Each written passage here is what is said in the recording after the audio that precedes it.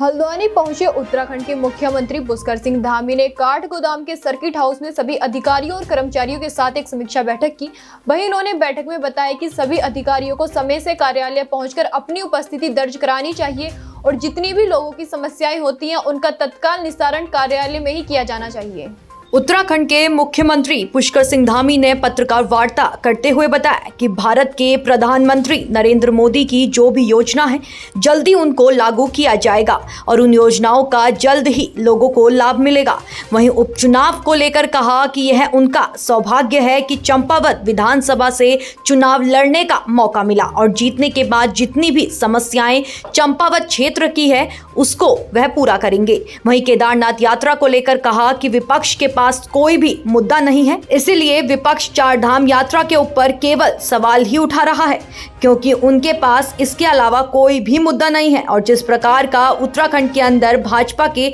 शासनकाल में विकास हुआ है इसे जनता भली भांति जानती है और उत्तराखंड बनाने के लिए जिन लोगों ने अपने प्राणों की आहुति दी थी उन्हीं के सपनों का उत्तराखंड भाजपा सरकार के द्वारा बनाया जा रहा है और जल्द ही पूरे उत्तराखंड का विकास नई सरकार के साथ होगा। मोदी जी के नेतृत्व में 2014 से जब से सरकार बनी है एक नई कार्य संस्कृति और नया कार्य व्यवहार देश के अंदर लागू हुआ है। उत्तराखंड राज्य भी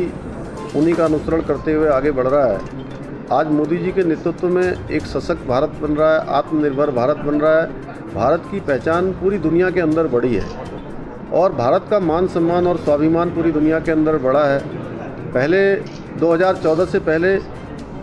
जो सरकार थी उस सरकार के समय में या जिन्होंने देश के अंदर 55 सालों तक लगातार देश के अंदर शासन किया, सत्ता पर काबिज रहे, उनके समय में केवल योजनाएं बनती थी तो कुछ लोगों के लिए बनती थी, कुछ विशेष लोगों के लिए योजनाएं बनती थी, सरकार के कार्यक्रम बनते थे। आज देश के अंदर मोदी जी के प्रधानमंत्री बनने के बाद जितने भी कार्यक्रम बने हैं, जितनी भी सरकार की नीतियाँ बनी हैं, जितनी भी योजनाएँ लागू हुई हैं वो सारी की सारी समाज के अंतिम छोर में खड़े हुए लोगों के लिए बनी है, गरीबों के लिए बनी है, दलितों के लिए बनी है, बहुत पिछड़े क्षेत्रों में जो रह गए हैं, जो छूट गए हैं, उन सभी को आगे लाने के लिए बनी है। चाहे आज हम जन धन योजना की बात करें जिसमें देश के अंदर ऐसी मातृशक्ति हो,